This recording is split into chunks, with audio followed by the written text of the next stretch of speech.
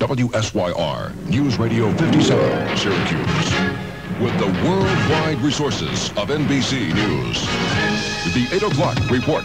A service of the Downtown Committee of Syracuse and Kellett Copy Products, the business that helps your business keep growing and growing.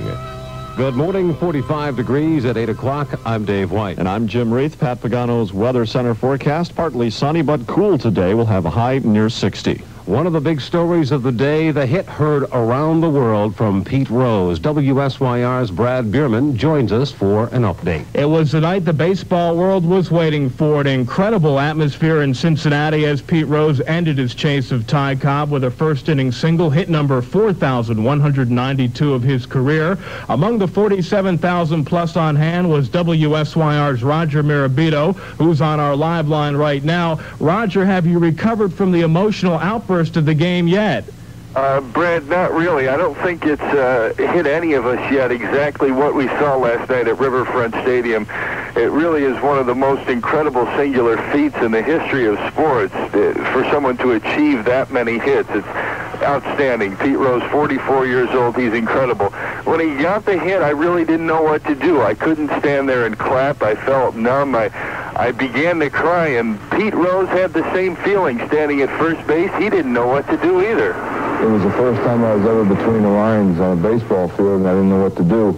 And all of a sudden, I just ran out of things to think about, I guess, and I started thinking about my father, who was my biggest inspiration and the guy who really made me what I am today, and I just crumbled under that.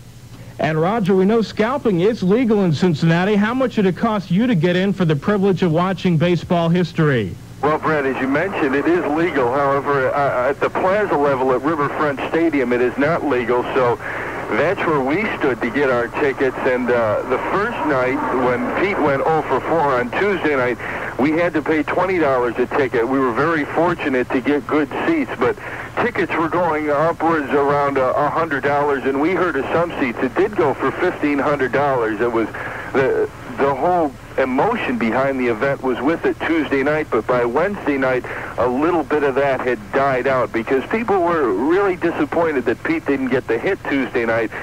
So by Wednesday night, we were able to get some decent seats for $10 a ticket. And that leads to my final question. It must have been certainly a crazy atmosphere outside of Riverfront Stadium last night following the Cincinnati win. Well, Brad, it really was a crazy scene afterwards. Down at Fountain Square and 5th Street, there was a big rally afterwards. There was a sign, if I remember correctly, it said, Rose is red, Cobb is blue, because Pete's hit number 4,192. So there were a lot of things like that. 2nd Street, which runs right underneath the stadium, is going to be renamed Pete Rose Way today. I heard someone say last night they should call it Pete Rose Line Drive, which is maybe a more fitting drive for a man who has made quite a career hitting singles. Thank you very much, Roger Mirabito, who was at Riverfront Stadium last night reporting live this morning. Have a safe trip back. Upcoming in sports in a few minutes, the winner of the game, a former Lemoyne Dolphin. This is Brad Bierman.